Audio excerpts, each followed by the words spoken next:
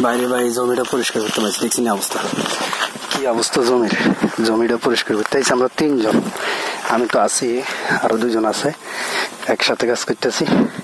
দোয়া করবেন আমাদের জন্য, আমরা শরীর স্বাস্থ্য ভালো রাখে আল্লাহ আমাদের, কি করবে ছাড়া উপায় নেই। আইতেছি রে তোর ভাই রে, একটু অপেক্ষা করছ।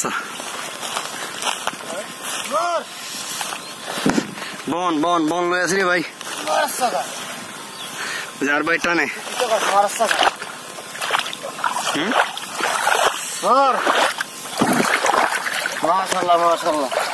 টানে উঠাল রে উঠাল রে টানে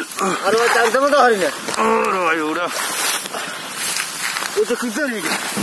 এটা টেন টেন মাশাআল্লাহ।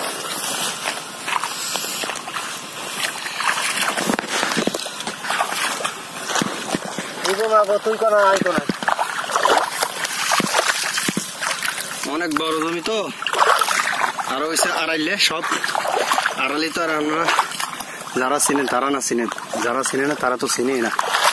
এটা একটা জঙ্গল, দেন কাছে দিগাড়ে আমার ভাই কাছে দিগাইতেছে, এরপরে তো লাইন নেই। ছোট মিয়া কষ্টের কি অবস্থা? কষ্ট আর করেন না, 6 দিন মনে করেন যাবো না, কিসে দিয়ে আমরা ফাটাইলাম। হ্যাঁ ভাই আমরা ওই সৌদি আছি তো, আমরা বিষে দিছে করস, আই হইলাম কোন জঙ্গল কোনছে আপনারা জঙ্গল পরিষ্কার করেন সৌদির কাম। হ্যাঁ বুঝে কাটতেছি, বাংলাদেশে তো একদম শুকিয়ে আইছি, সৌদিতে বালাড়িয়া কাম এমন টিয়া কামাই। আরে আমি এটাই চিন্তা করি, মরুভূমির মধ্যে কেন এসব জঙ্গল হয়?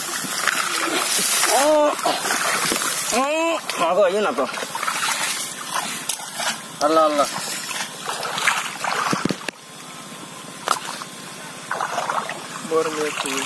বড় মিয়ার অবস্থা তো দেখি না, বড় মিয়া আবো কই?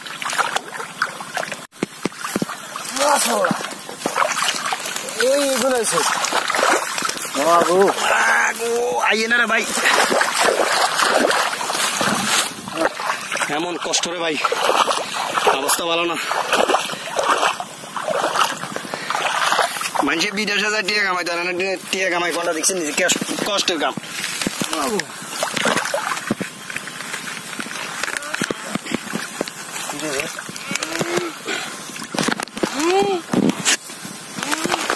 আল্লাহ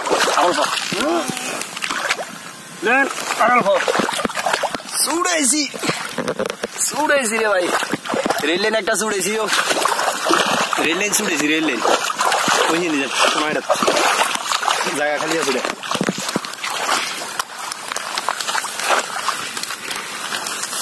হ্যাঁ জমিদারে বয়ে বয়ে টাকা আছে তো, কিনে কিনে চাইল খাই, আর আমরা এত কষ্ট করে ধান করি, আঙ্গু কোনো দাম নাই, এই জন্যই ধানের বাড়ি করি,